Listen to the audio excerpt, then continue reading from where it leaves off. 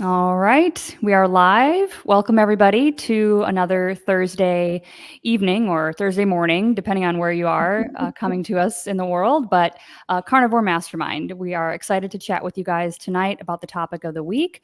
I've got a panel of lovely carnivores here with me, and we'll probably have some people joining in as they can throughout the hour tonight. So we'll just welcome people as they can jump in.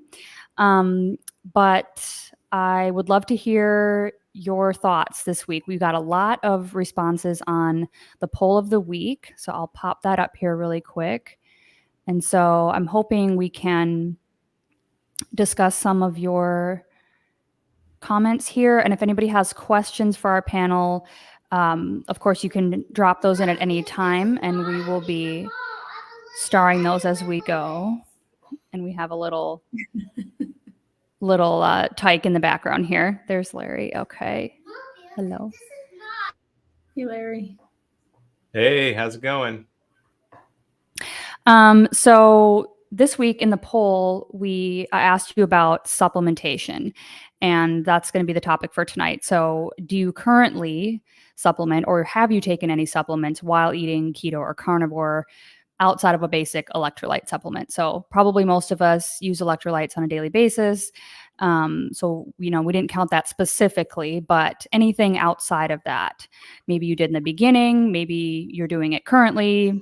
Wanted to hear your thoughts because we're going to talk about it. So I'll save my spiel, but I was kind of surprised by the results this week. We had a overwhelming majority, 62%, say that you are currently taking some supplements. And a lot of you left comments. We had almost 116 comments this week. So thank you to everybody who responded and, gave us kind of a list.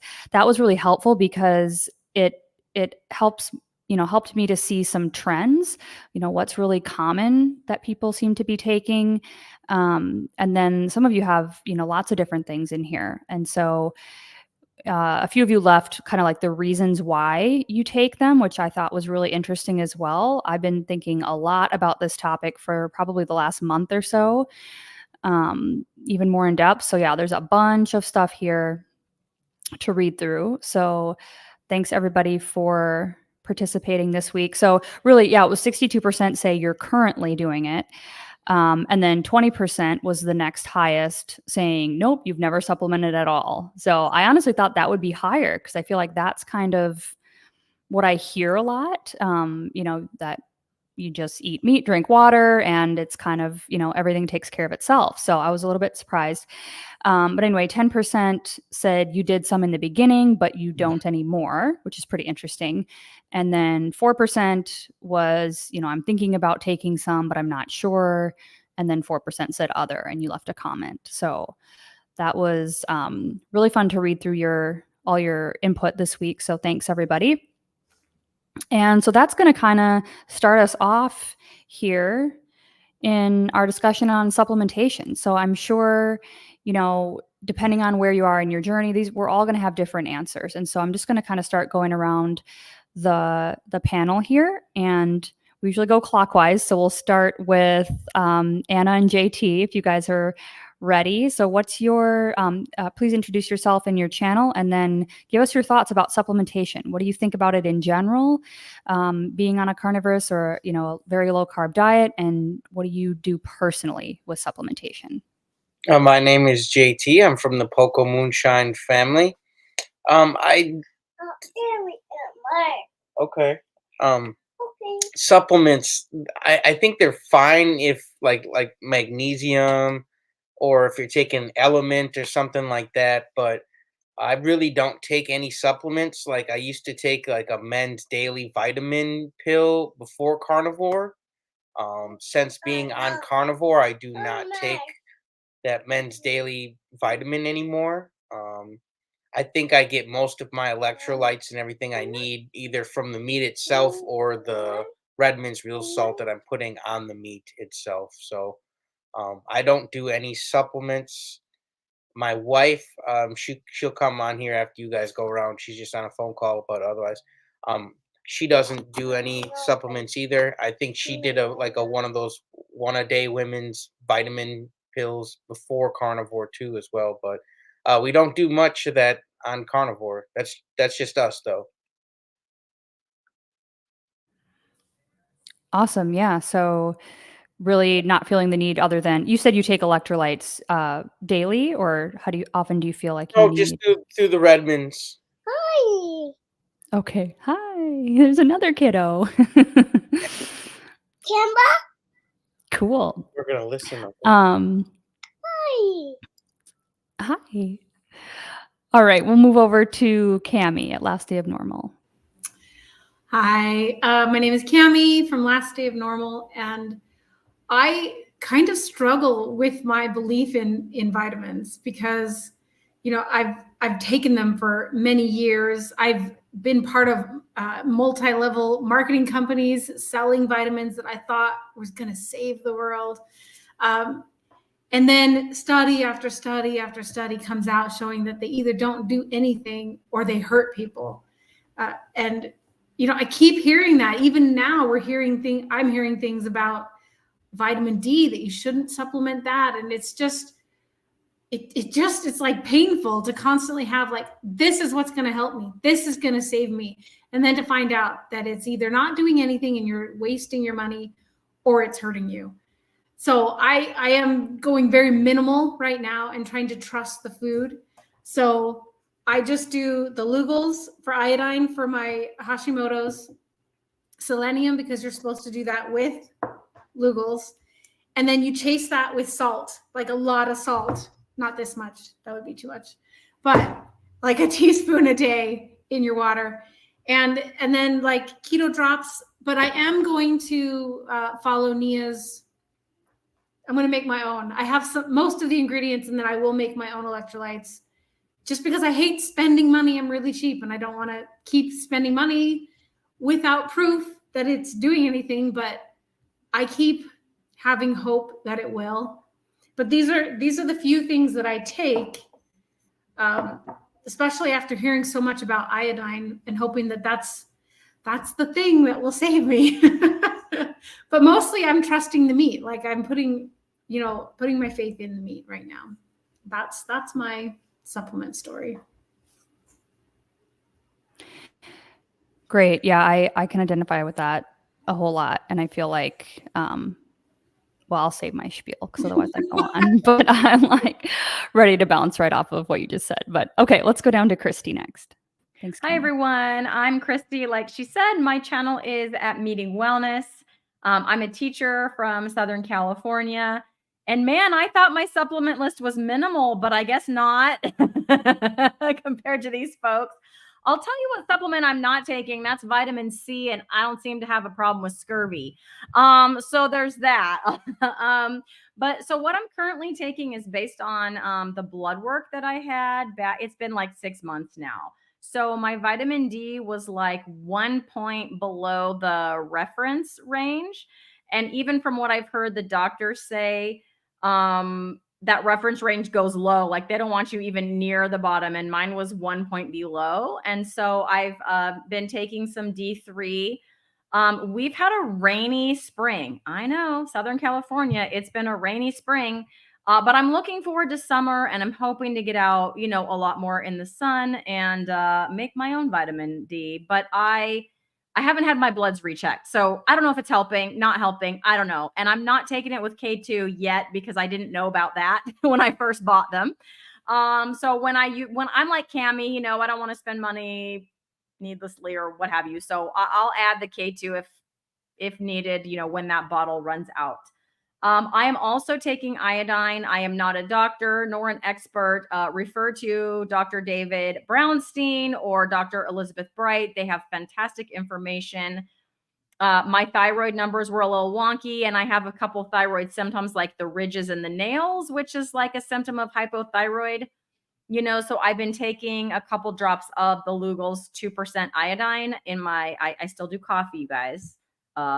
If you make me give my carnivore card back, okay. But in my coffee, I do the 2 drops of iodine there. And then because I don't like seafood, I just don't. I do sometimes take the freeze-dried liver. I don't like the seafood, the liver. that stuff. So I feel like, but for the iodine with the seafood, the liver, because I don't like liver, and I even tried like the pate and all this stuff. I can't do it. So I feel like, they say that the liver is like the multivitamin of the carnivore. And I don't know. Who knows? I don't know if it's helping. I don't take it every day, but I do have some.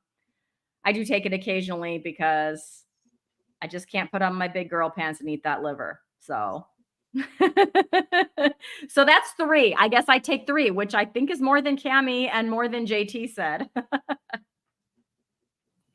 You have the record so far. So I do. Now I'm feeling like I need to shrink away in shame or something. we'll see. Yeah.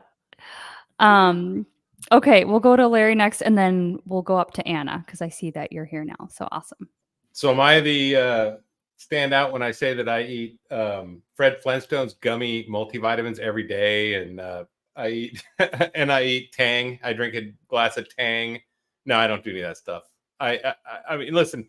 By the way, Christy, you can actually do egg yolks, runny egg yolks. That is a multivitamin of a carnivore right there, and I do a lot of those. I did 6 of those this morning. So I did eat a lot of eggs, and I did eat 6 eggs for breakfast, and all those yolks were nice and runny. So yeah, absolutely. and then do like me and buy a Jeep and take the top off and drive around topless. You get plenty of sun. That's what I do in Texas. I get lots of sun. But so the only thing I take, and I do have vitamin C, ascorbic acid, the powder, because I had an infection and I took it during my infection. And basically I just did like a mega dose and then high dosage while I had an infection. I had a staph infection. I can't tell you if it worked or not, but I know I've read a lot of studies about it, and that's on hand for if I get an infection, right? Or if I'm fighting something. But I don't take vitamin C ever other than that. Vitamin D I have, but I don't take, and I have K2, but I don't take it anymore. All these vitamins, I have a cabinet full of vitamins I don't take anymore. And my blood work's great. I just had it done. I'm getting ready for my physical next week, Monday. So I'm excited for my 1-year physical on carnivore. And when I started, I did take magnesium and just ate salt. Now I don't even take magnesium. I have no cramps ever. And I just eat meat and I salt it. I do have some iodine that I take occasionally when I think about it, which is probably every couple of weeks. I take a little bit, just not going to hurt. And that's about it. So I'm not really not a big vitamin person. I wish I could eat those Fred Flintstone multivitamin gummies because they look really good. But I don't think, and it's funny because people take those vitamins and they have sugar with them. And it's like it counteracts the vitamins. It's like you're doing nothing. Well, more than nothing. You're damaging your body and you're not getting any vitamin benefit. So never feed those to your kids. That's number one. And never eat them yourself. Those gummy, they have they trick the old people too. They see the old people vitamins that are all gummy now. It's like, seriously, you can't even take a freaking, I mean, back in my day, my grandma used to make us drink cod liver oil and it was not tasty, but we didn't get any gummy anything or sugar anything. That's not the way it was. So I don't know. These nowadays they've changed a lot. So anyways, I just don't do a lot. Oh, now, okay. So I'm going to talk about exercise though, because exercising, I did take protein powder for a month. I tried it out. I thought, well, I'm going to add some protein powder as whey. It was 100% grass-fed whey, so it was like the cleanest I could get, but it did have some stevia in it. And guys, I tell you, and I was mixing it with eggs. I do half a dozen eggs with protein powder and whip it up with ice and make a shake. But it had the sweetener actually started giving me cravings, so I had to cut it out. So be careful with any sweeteners, anything with sweeteners, because it will. I mean, it is like after about 2 weeks. Remember 6 p.m. one night, I was thinking, man, I want something sweet. And it's crazy because I haven't had this in months and months and months. So I cut that out and just went to straight eggs that's a great protein shake. You don't need to add anything else to it. No flavor. So you can just do eggs and ice and salt and it tastes fine. So anyway, that's my story. So I don't do protein powder anymore. I tried it. I thought, well, I'm doing a lot of lifting, but whey's not the best protein anyway out there for you. Eggs are superior. Agreed. I have an egg story too to share, but we'll let Anna go first. Welcome. Thank you. Thanks for having me. I'm excited to be here. Yeah, for me, I don't really do any supplements. I did do a multivitamin for the first like half of carnivore. And I've really backed off of a lot of medications. I actually have hypothyroidism, so I'm steadily, my levels are getting better, but I really, I don't take any vitamins. I don't take any, I actually stopped using my allergy medicine. So that was a plus, and I don't have issues anymore. So I'm like interested. Sorry, this is not on multivitamin, but I'm interested to think like maybe it wasn't seasonal allergies. Maybe it was something I was eating. Like I have that big question in my mind now that I'm off of a lot of stuff. But um, I do like running eggs on occasion with steak. So I'll put that with my steak. And I love eggs. I just usually have them more on the weekend. So I have to integrate more of those because that would be a really nice treat, and really full of lots of vitamins. So, but yeah, as far as like supplementation, I don't do a lot. Going to Larry's point about the sweeteners, I also had some, I like randomly had some sweetener as well, and it actually started to give me some cramping.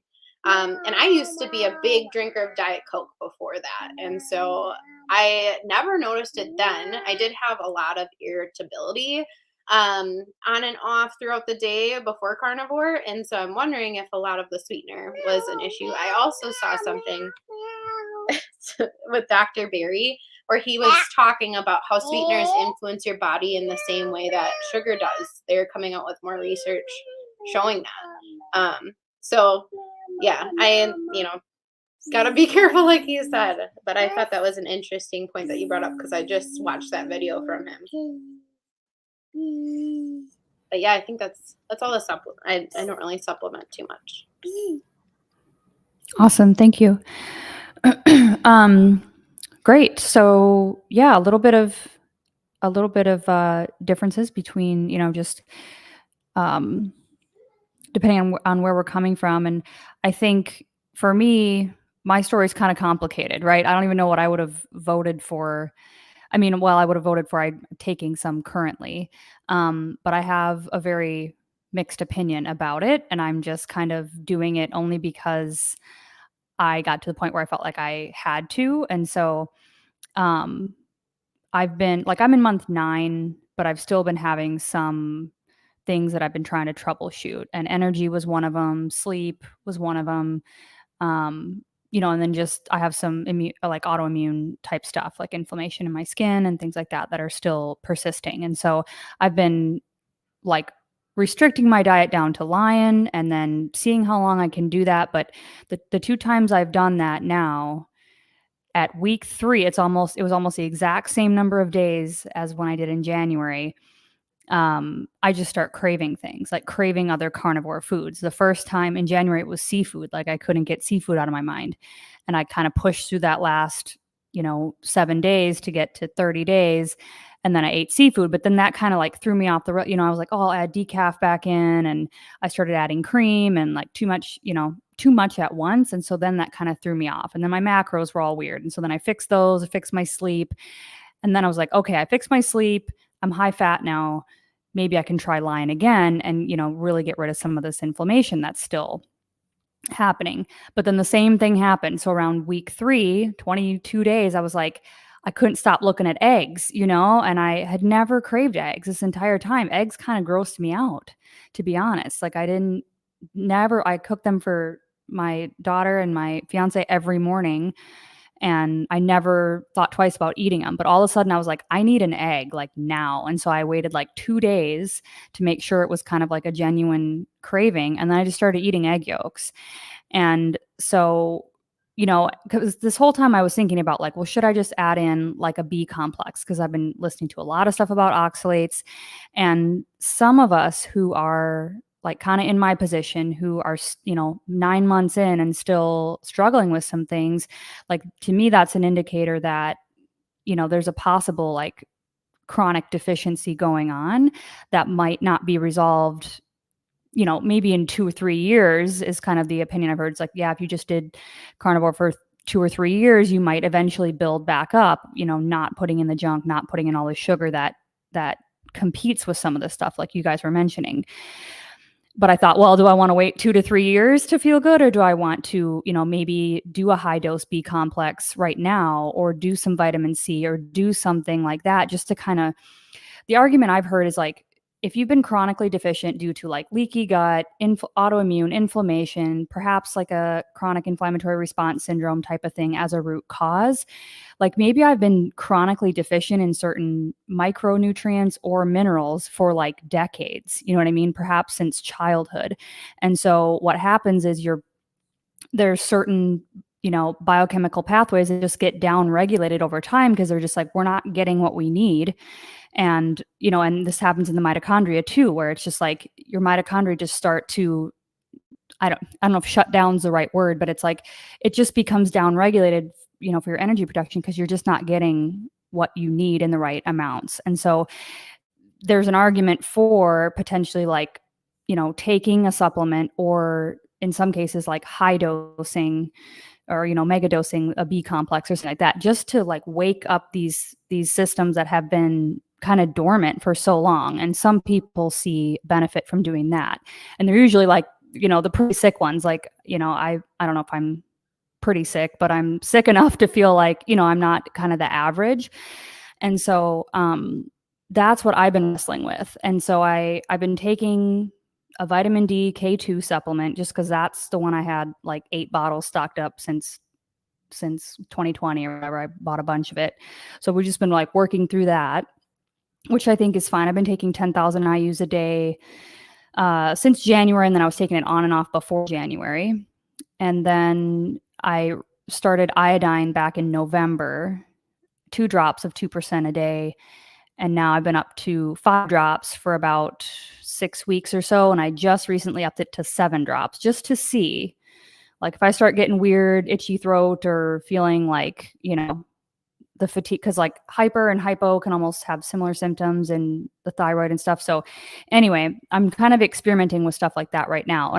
But I'm very leery of adding things in, because I always want to go for food first, right? Like, I think we could probably all agree that if we can get it from food first, that would be ideal. And so I do track also everything I eat in Chronometer, because I'm curious and I like data. And so like I noticed when I was just doing beef only on Lion, some of my B vitamins were low. And I know like we could argue about the RDAs, and that could probably be a completely a topic for an entire stream. But, there were some things that were low, folate, some things like that, vitamin A were on the low side. And when I started adding in egg yolks, I'm eating anywhere from like 4 to 6, sometimes 8 egg yolks a day now. All those numbers have come up, and they're not technically at the RDA, but my energy, you guys, and I switched to OMAD.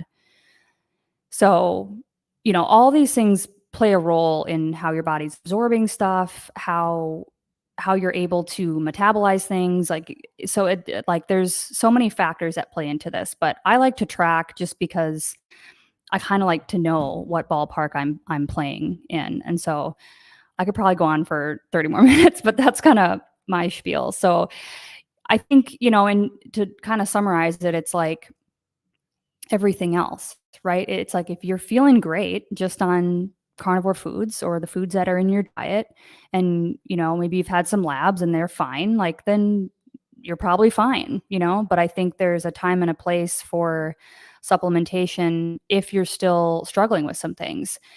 And it's that the hard part is just knowing what to actually take and how much, because like you guys were saying, I just listened to an interview about vitamin D the other day, where, yeah, it's like, there's no real way to know. There's like dozens of different forms of vitamin D. I didn't know this.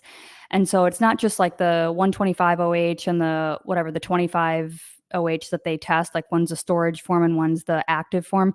There's like, when you go out in the sun and they test your skin, it's like there's dozens of different forms. And so we don't even know like what a normal value should be. And because there's so many different functions that vitamin D is a part of in the body, it's like, we don't, whatever's being tested in the blood is just what's left over after all these processes have like gotten their fill. You know what I mean? So like, it's really up to the individual to like get just start testing like once a month and seeing like, okay, look, here's my symptoms.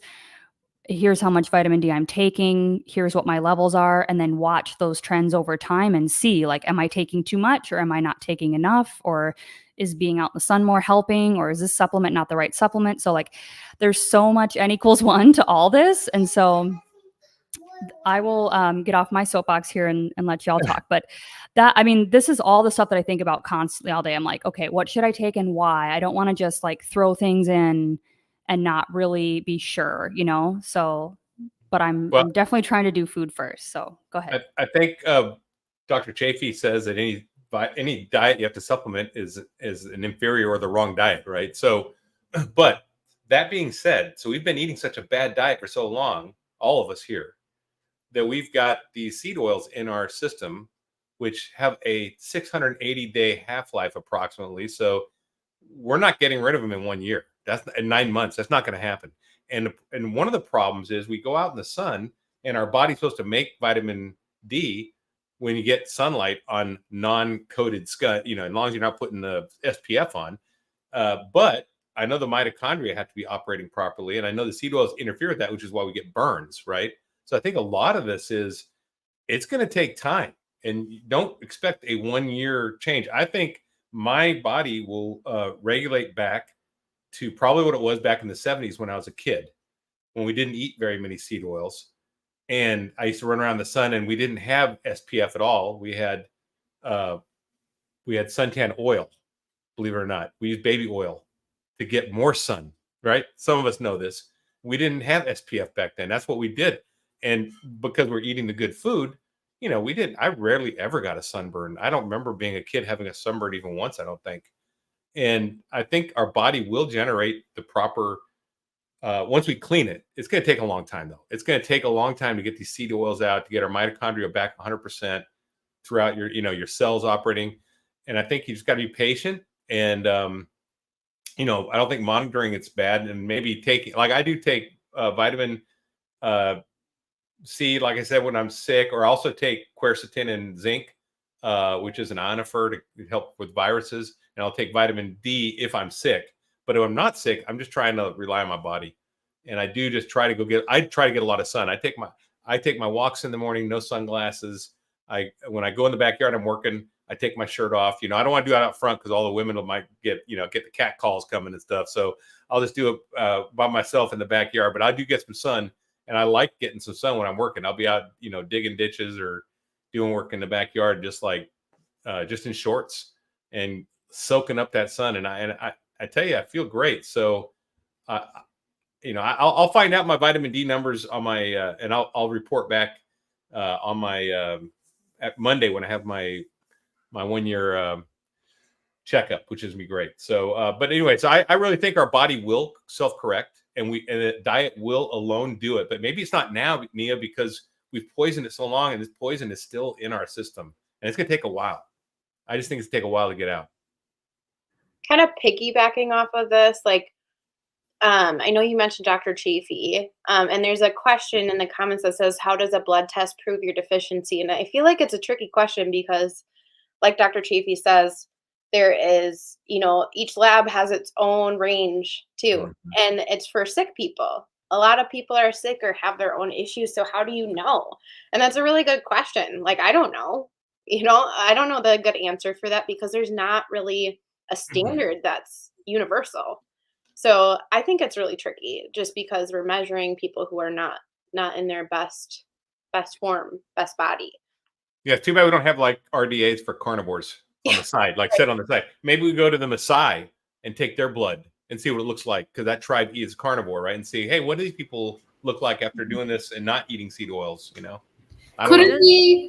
we form our own database and have carnivores and like create our own RDA for carnivores on that'd be interesting. a Google sheet somewhere? Yeah, I think that's why testing is good, because I haven't had labs in years and years and years and years. So I have no clue what my baseline was, but I'm curious. And I think that's the only reason. And that's where that vitamin D talk kind of got me thinking too. Cause it's like, I mean, we already know that the reference ranges are, not going to represent us, but I think the reason that I've held off on testing for so long is for that reason that you brought up, Anna. It's like, I don't even know like what to compare that to. Like that wouldn't even tell me anything necessarily, Right. again, especially in the context of eating this way. But I think just for my own, like being an expert of my own journey, it's like, okay. And that's where he talked about the vitamin D in this context. It's like, say it's 40, like who cares if it's labeled high or low or whatever. You journal your symptoms, you write down the number you got, and then you write what you're taking for the supplement. And then you wait 60 days, then you test again, and you're journaling how you're feeling and taking this amount, and then you see what your number does. It might go up or it might go down, and actually going down might be an indicator that you're using more vitamin D and that you're actually healthier, right? Where we think it should go up to show that, we're healthier, we have a good level, right? So it actually could go down and be a better scenario. So it's really just like tracking for your own database. And then we could start compiling that for people who, are eating this way. And then we might actually have some reference ranges that could actually inform people on what they might want to try. So yeah, the more I get into this stuff, the more I realize how individual it really is and how hard, and that's frustrating, right? Because you just want, if you're struggling, you just want somebody to be like, here, take this pill, and this much, and you're going to feel better. And it's like, it's just never that easy. It's never that simple. And I kind of, as a final point on the stuff I had written down was, I think about supplements almost like I think about medications. Like I don't want to be on these long term. I don't want to be relying on, taking vitamin D orally. I don't want to be relying on taking iodine if I can help it at all. I want to eat food and combine these other lifestyle factors like Larry was mentioning, getting out in the morning sunlight. I feel so blessed to have a balcony now I can get like the east facing light. So I've been really trying to do that when I get up, and have that be the first light, like reset these circadian rhythms, try to get out to the park with my shoes off and get grounded more, just like deal with stress better. Duck's marbles. She grabbed it? No, she grabbed it. So anyway, that's kind of my position on it too, is like I'm okay with doing a few things temporarily, just to kind of test and see like, well, maybe this will help me just feel better in the meantime until I'm 4 or 5 years down the road and I've fully detoxed from all this garbage, because if my skin looked better, I'd be happy. But it's also like, I think Dr. Berry says, take a dose of vitamin P every day. It's like, have patience, because it's like our bodies want to heal. They want to be in homeostasis. They want to let go of this stuff. And that's why I'm not big on like binders and stuff too. I kind of go back and forth on that, where they feel like, those can be helpful. Because again, it's like our bodies know how to detox. They know how to eliminate this stuff. And if we just get out of the way for the most part, and put in good and stop taking in the garbage, like, eventually it will work itself out, I think.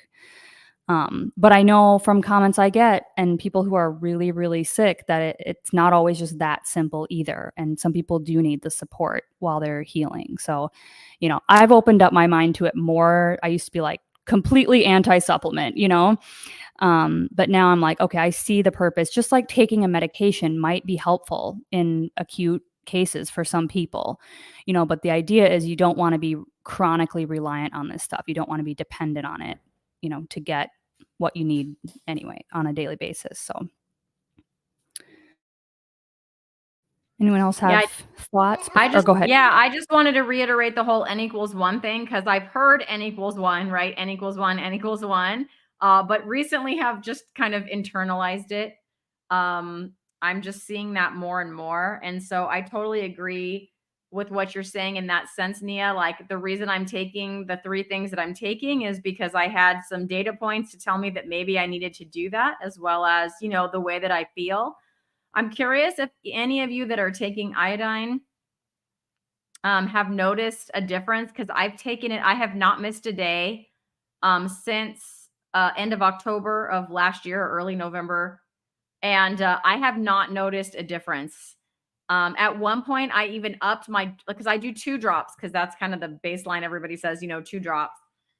I upped my dose for a little bit, maybe a few weeks. And then I reduced it back down just because I don't know, like, is it too much? Can you go too much? I mean, some say no, some say yes.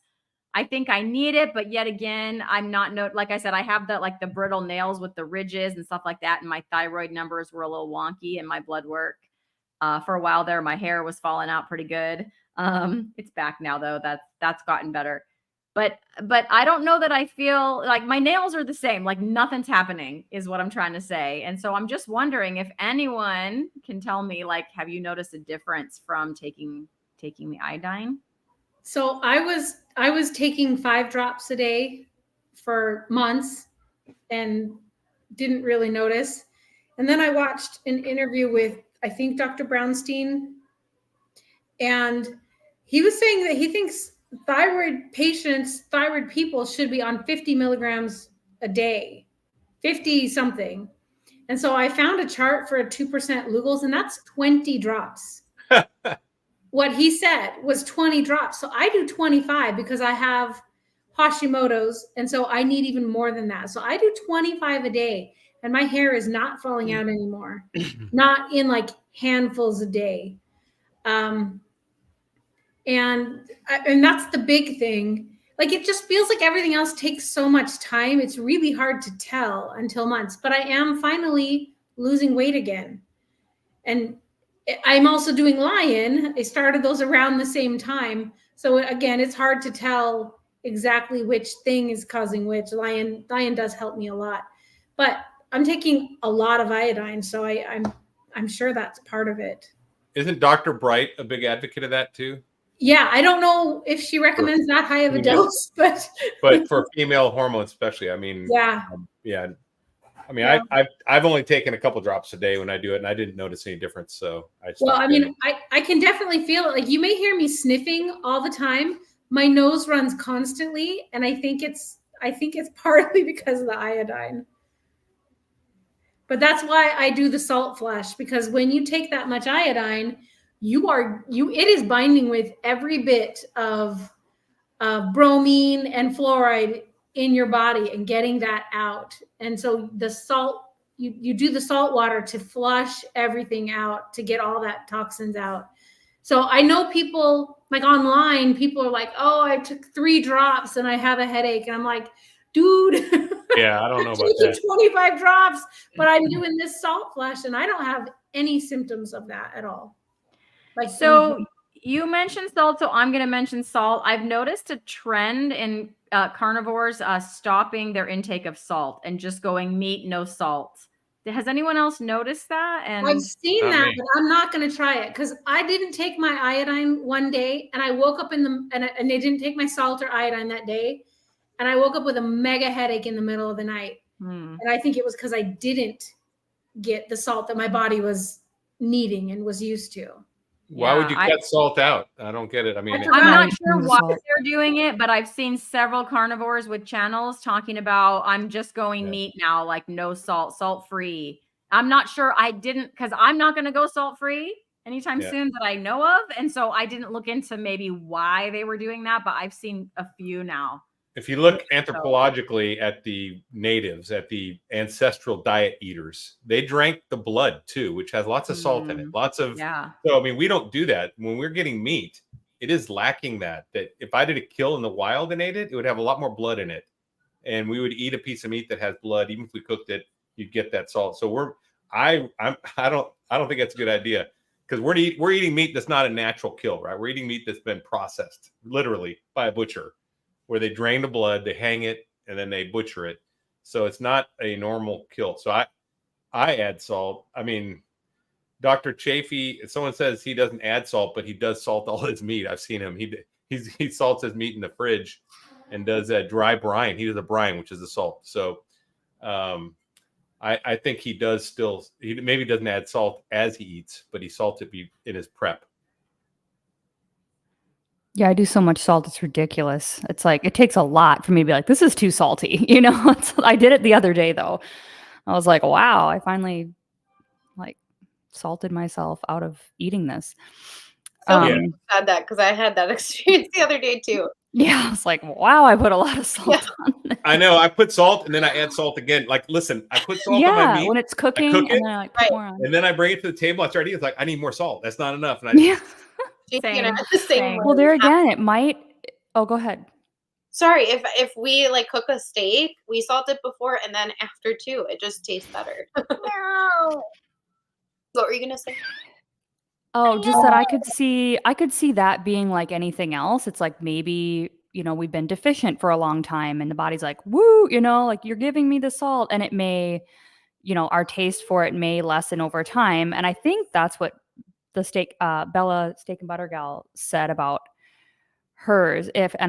I might be wrong, but I'm pretty sure she salted in the beginning and then she just like felt like it didn't taste good anymore. So I don't know, but I feel like I was actually looking this up too earlier this week about like water before we had filtration and all this stuff. Like was there actually sufficient mineral quantities in like natural water that we would have drank? Like how would we have gotten all these minerals in the winter, like when there were no plants available? Because I know some people are like, just eat a fruit or just eat a cucumber and get your electrolytes. It's like, well, cucumbers don't grow everywhere, and they definitely didn't grow in the place where my ancestors are from. It was below zero for 8 months, or not 8 months, maybe like 6 months out of the year. So like how did people actually get it? And it's kind of hard to actually find, but eggs, fish, and blood. but right. So it's like that's what I've been noticing too with tracking. It's like since I added egg yolks in, all of my trace minerals have gone up. Like, and I already knew that egg was like nature's vitamin or whatever, but it's interesting to see it actually in real time, like go up. So I'm thinking about adding liver next, because I do like the dehydrated liver chips. And it's like, again, I love the idea of traditional cooking, and kind of getting back into some of these more ancestrally, like passed down recipes and stuff. And I know that on one side, my grandma, they always made liver and onions, like that was something that was made like once a week, and so I know it's part of my cultural, my heritage again, to probably have that in my diet. And so I want to find a way to make it that I actually enjoy, and dehydrated is, I bought like the chips and I do like those. So anyway, we do have some questions that I want to get to here. So the first one, Damon was in here right before we started, and he says, tryptophan supplements, ? I'm guessing that means, does anyone take tryptophan? I've heard a little bit of buzz about tryptophan deficiency, but I'm not sure that I know anything about it, other than I'm getting, according to my data, 350% of the RDA just by eating beef and egg yolks. So Yeah, I don't take any. I don't either. I don't even really know what that is, to be honest. Well, it's in like turkey. I know it makes you. it's an amino acid, but Okay. Yeah. But yeah, I think I'm not sure. The only other context I've heard that come up in is in sleep, when I was talking about fixing my sleep a while back, and it was like if you're deficient in tryptophan, then that has something to do with like the melatonin pathway or something like that, which could affect sleep. I'd never heard anything about it before, but no, I seem to be getting plenty from just my diet. Corbin Hudson says, how much butter should I eat? I love butter, and I add it to my food whenever, especially if I have something that's a little less fatty. So a lot of times if I'm cooking eggs, like today I had my 6 eggs and I definitely cooked those in butter. And then when I put the eggs, I put them in a bowl because the yolks were so runny. When I put those in there, I poured the whatever butter was in the pan. Like I made sure to get all that goodness and had it. Sometimes too, if I feel like if I'm craving a bite of butter, it probably means I'm a little low on the fat. So I'll just take a little bite butter. And sometimes even the salted Kerrygold isn't quite salty enough. And I'll take a little bite and go, nope, and add some Redmond real salt to it and eat it. So I say, listen to your body, Corbin. It didn't take long after I went carnivore last June for my body to start talking to me and telling me like, a bite of butter sure sounds good right now, and then I'll eat it and I'll just feel great. So that's my 2 cents. Anyone else?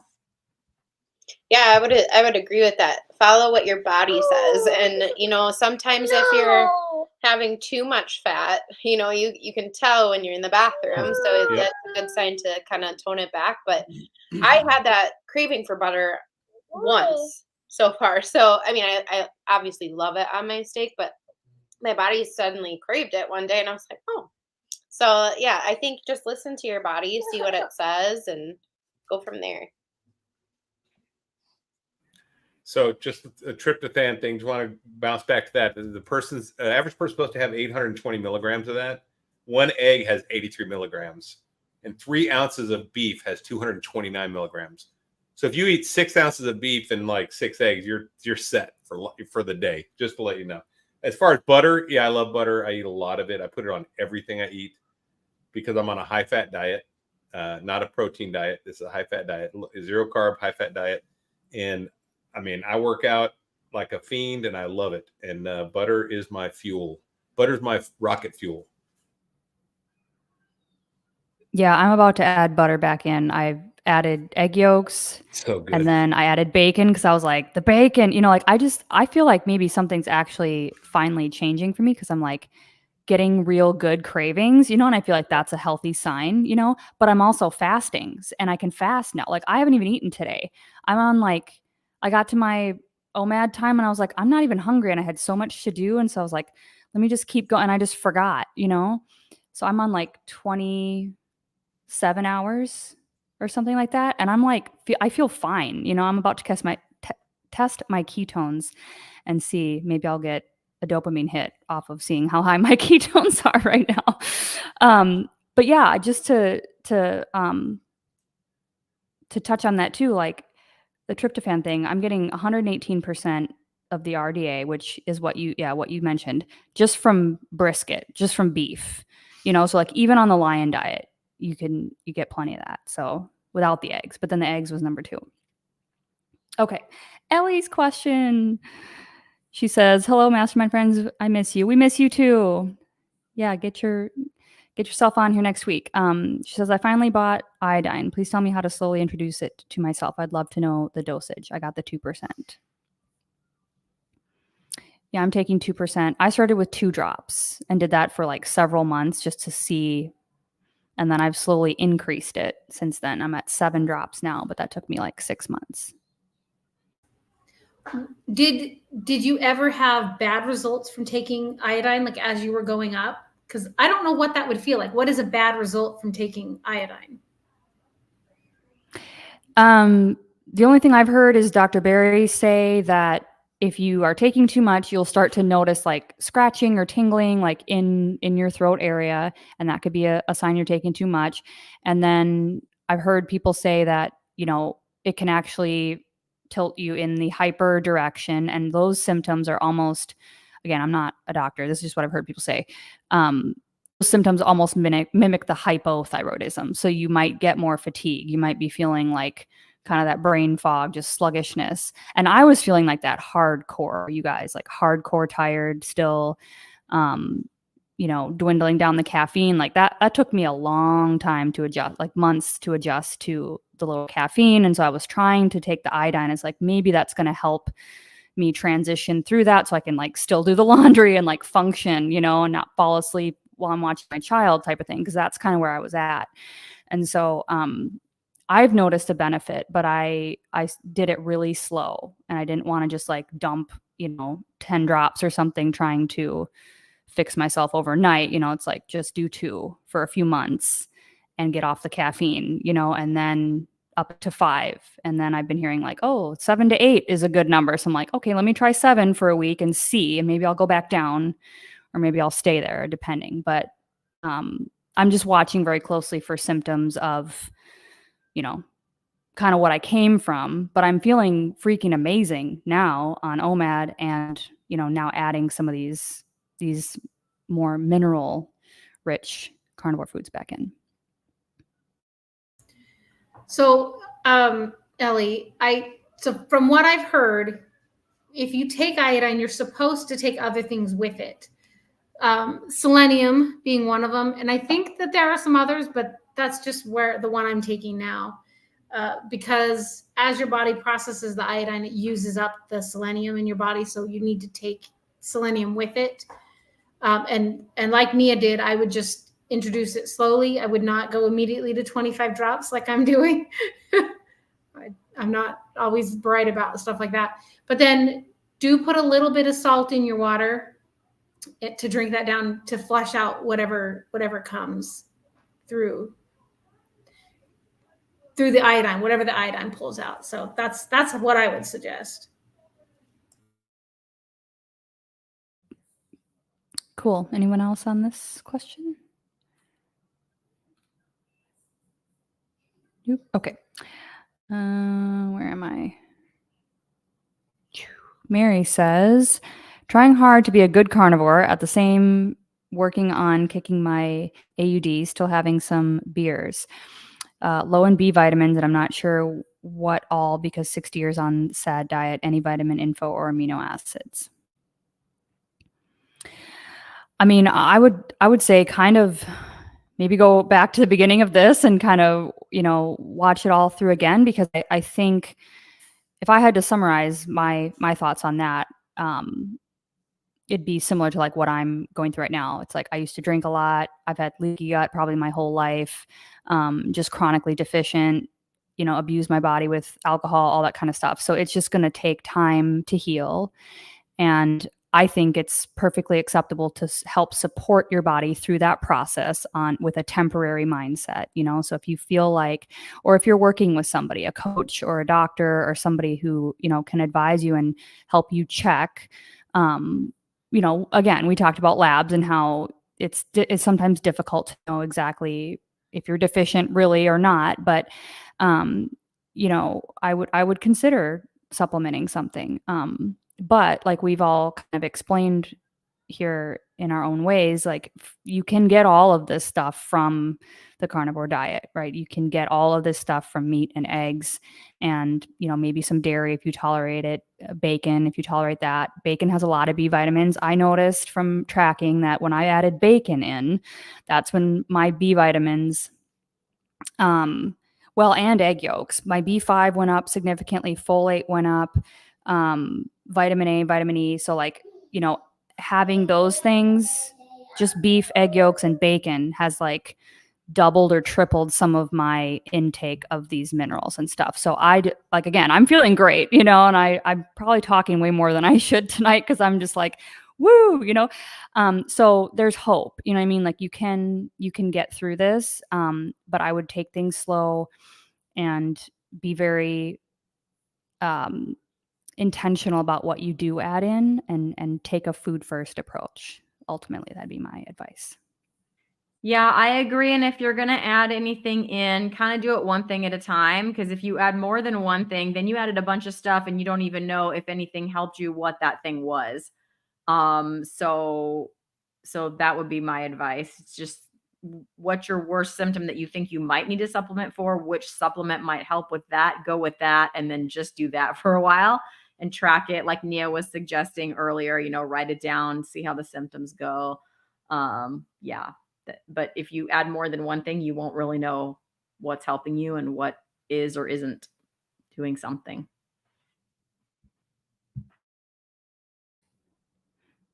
Anyone else?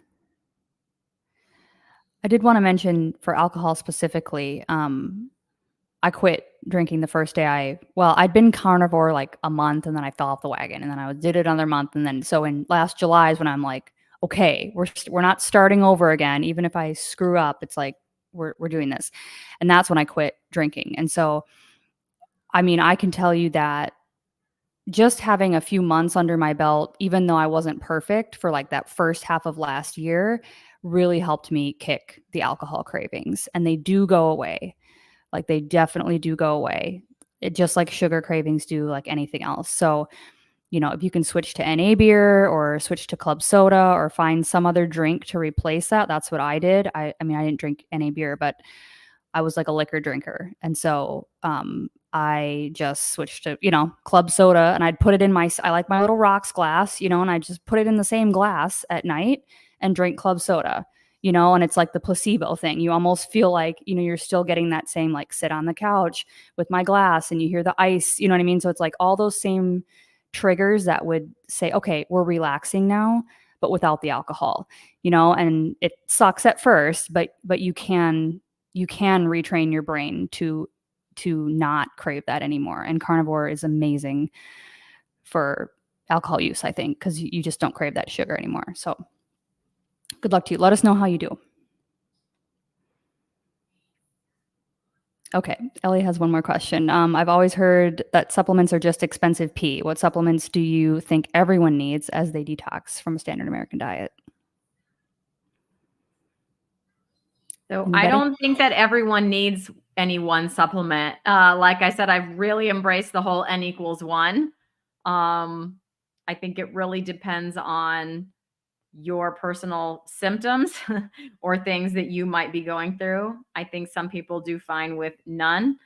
And then some people might need to add some, but like I said, I think it's variable by person. So I would never at this point in my journey recommend like everyone needs this supplement. I even watched, if you guys know Indigo Neely, she eats meat-based and she was supplementing iodine and went hypothyroid in her opinion because of it. And so in her case, she didn't just, because I know Dr. Brownstein will say, well, you'll just pee out the extra and it's not going to hurt you. And she was like, and now I know for me that wasn't true because I didn't pee out the extra. I'm a little hypothyroid now. And she's going through where she just feels so hungry, like voraciously hungry all the time. And all of the stuff that she's now having to fix, because of that. So that's one individual, experiment where iodine was not for her. So yeah, I would just say it's individually up to you, Ellie, and just depending on what each person is going through, what their symptoms are, then that's what they should do.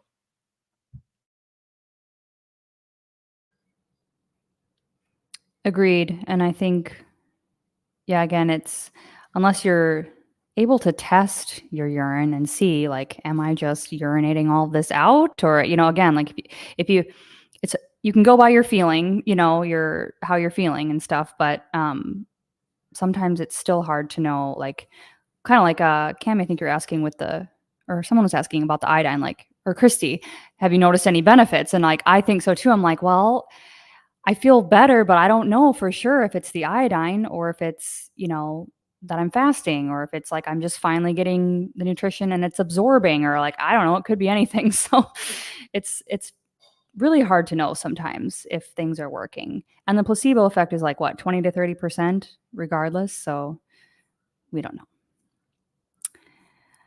But okay, I think we had one more question here, and then I know we're pretty much out of time. Is Lugol's, Lori says, is Lugol's iodine better than nascent iodine or ionic iodine? Sorry. Anyone know? I don't.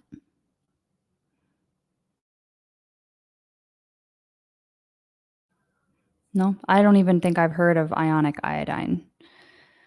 So I just hear everybody say Lugol's, so that's what I bought. Yeah, that's just the first one I heard of. But in the book, Iodine Crisis, they talk about different kinds and that they might work better, but I already had the Lugol's, so. Awesome. Okay. Well, I think that's, unless anybody else saw a question that I missed, I think we got to everybody. And Dave anybody else have? Dave Saunier just posted one at 6:58. Past few months, after even one drink, even my favorite scotch, I feel kind of terrible. So he's just commenting on the alcohol thing. So I don't drink like I used to either. I rarely drink, and if I do, it's barely any. And it's a social thing, completely social. And it doesn't taste like it doesn't taste good like it used to. So, and I'm a bourbon guy, or scotch. Our guest on Lioness Lifestyle 2 days ago on Tuesday said that exact thing. So she used to drink a couple glasses of wine every single night, and now if she does, it's not. She said it used to make her feel like a good tipsy, And now it's like a gross, like she hates it. She regrets it every time. She hardly does it anymore. Like it just doesn't hit the same. It doesn't feel the same. It's not enjoyable in the same way. So I have to get like a big glass of water to go in between my drinks because I have to drink some water between, and which I didn't before. You know, I used to sit there and drink, and then I'd have a water at the end or something. But now it's like take a sip and then drink some water. It's like weird for me. So I have one more thing. I kind of had a question about the supplement, which it is kind of a supplement of birth control and how that is pushed on women. Like at 12 years old, they want to put everyone on birth control. And I think that is a really harmful supplement. And I think that I had polycystic ovarian syndrome. They put you on birth control pills and try and cure you with that, which it is not a cure for anything. They ignore the root cause, and then you're on this, you know, estrogen supplement. And they even had me taking another herbal supplement, Estrovin. And I'm sure I messed up my hormones massively taking all of these, you know, plant-based hormone supplements. So just throw that out there. And I too was on birth control for a really long time, and I actually came off of it because JT talked to me about, you know, it comes from a plant and there's this risk of blood clots and all sorts of things. And, you know, I had never really looked into it that much, but thinking back, like I've been on it for a long time and I really don't know how that's impacted my body. Like all the stories from other people, like I remember from Curie and his daughter having taken birth control and having that impact her to the point she needed surgery. Like it's terrifying, honestly, that they push that on people. And for me, it was because my period had really bad cramps. And even recently, before I went off, I noticed I was still having some more intense cramping. And so when I came off of it, I don't have that. So it's like almost started to do the reverse for me. Hey, I'd like to comment on that quitting drinking thing. So Carnivore Diet is a fasting mimicking diet. So you can eat and still be in a fasted state. Your body is anyway. And that's the idea. So if you look back at the turn of the last century, the 1900s, 1890s, when they had opium addicts and alcoholics back then, they treated them with fasting, not a carnivore diet because they didn't know that was a fasting. They fasted them, and that's how they broke their addiction. So they would go to special places and be fasted. And so I think this is what we're seeing is that there's some kind of mechanism in the brain between addiction and fasting, and doing a fasting mimicking diet helps with that. Because I know some people have kicked their gambling habits, porn addiction, which, you know, it's all the same thing. It's an addiction, or it's dopamine hits. And so, and then of course, sugar addiction. I mean, that's just one of the addictions, right? So anyway, just like to say that. And back to the birth control thing. Well, I've never taken it, but I got to just make a comment about these pharmaceutical companies. They love to have lifetime subscribers to their prescriptions. And that's what you are. At 12 years old, they can lock you down and say, we got this person for 30 years, 40 years, whatever. This is guaranteed income, even though insurance companies are paying for it. It may not come out of your pocket, but they're getting paid. And it's sad. Larry, to your first point about like just, you know, fasting and things, I actually recently went down to 1 meal a day, and I noticed that my cravings have considerably dropped. Even just going from 2 meals to 1 meal. I don't know why, but it just something clicked in my body, and I'm actually craving more meat and other things, and I'm not craving other things. And granted, since starting carnivore, my cravings have gone down quite a bit, but you know, I still have occasional cravings. And so it's interesting that the 1 meal a day has helped. After you said that, I was like, wow. Well, it's amazing that alcoholism and out of control hormones have the same cure. How is that? Eating less frequently and good food. It helps with everything. It doesn't make any conditions worse. Listen, I highly recommend the book. I highly recommend the book Brain Energy by Chris Palmer. That explains why all these things are connected. It's mitochondrial health, right? And I mean, it's a lot about mental health is what is the context is in, but it's, addictions fall into that for many people, right? Because there's so many, like if you're diagnosed with one mental illness, you're so much more likely to have an addiction problem and or vice versa, right? So there's these bidirectional pathways that exist between all of these different things in the mental health space and addiction, and it, it all boils down to mitochondrial health in his theory, right? And how we are processing energy, and so like that's that's why I'm on here, like that's why I'm sharing, because I want people to heal and I want people to get this message. It's like you have nothing to lose by trying this. You have nothing to lose, and literally, like, I'm covered in goosebumps, your entire life to gain. Like, you can literally become someone else, and you can shed these addictions, and you can, stop thinking about food. Like, I just forgot today. That's the first time that's happened to me in probably 4 years since I was pregnant, where I just like went through a day and I was like, I don't even feel like I need to eat. I'm probably gonna eat after this because, I don't want to like intentionally push too far yet. I'm trying to do it slow, right? But like I already feel different, and it's like, this is how we are supposed to be. This is how I'm supposed to feel, you guys. I'm supposed to feel happy, but not in like a manic way, like I used to almost be like manic anxiety happy, and like that's not right. Or super apathetic and, just kind of depressed. And it's like there was no control over that, and I don't know if that was technically like bipolar. I don't think that was the case, but it's like you can tell, when you start feeling good, it's like, this is how I'm supposed to feel.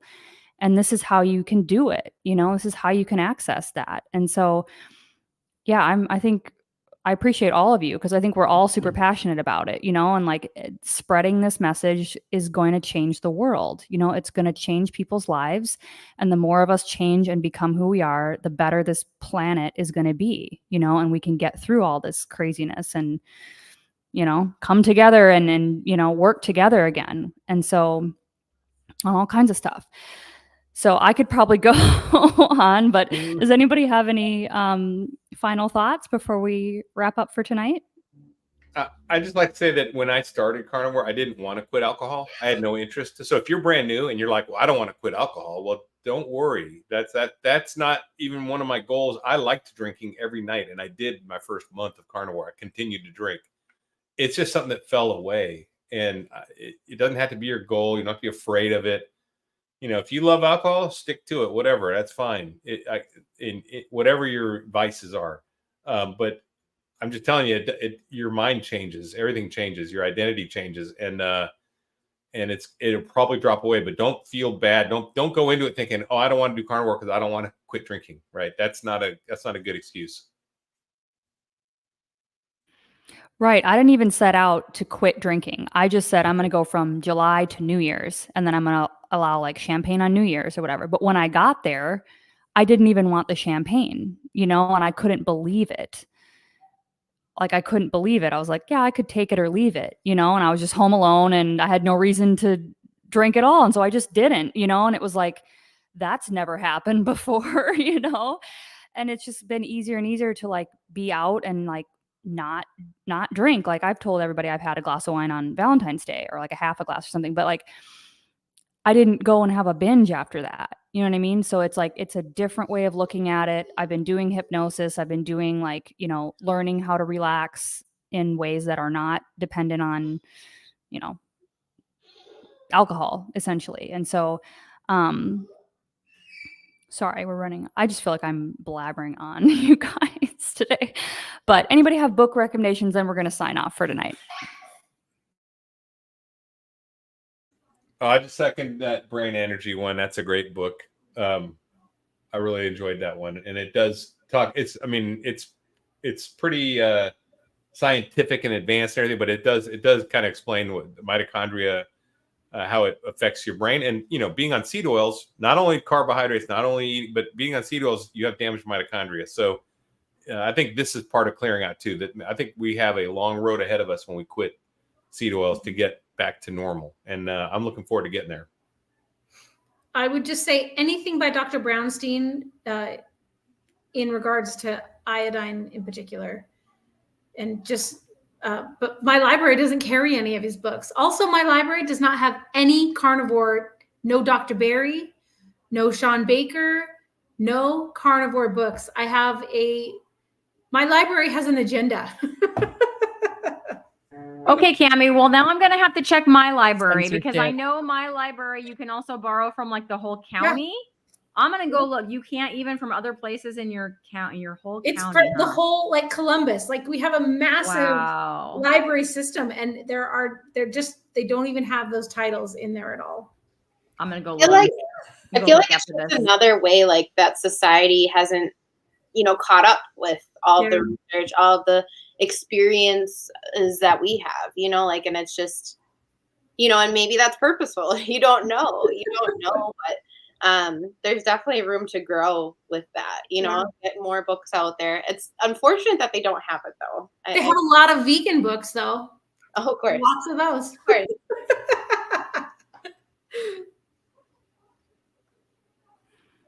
Awesome. Yeah, I have a list that I'm building in all my video descriptions that have links to books that I actually need to update it because there's probably 4 or 5 more that I think I would definitely put on there. But yeah, there's lots of good stuff. I just have an Audible subscription, so I get like 1 credit a month, and so I will, just at least go through 1 book, usually a month. And then the cool thing is we have YouTube, and there's like millions of videos, lectures, and stuff that you can listen to of all these people too. So, okay. Well, thanks everybody. I appreciate everybody in the chat tonight, everybody who's out here watching the replay in the future time, and of course to all my amazing panelists here for your contributions. And so please, everybody, go subscribe to all of our panelists if you haven't already, and we will be dropping a new poll for next week's Carnivore Mastermind here in a few days. And yeah, I've really enjoyed our conversation. Thanks, everybody, and have a great week. We'll see you next Thursday. Bye.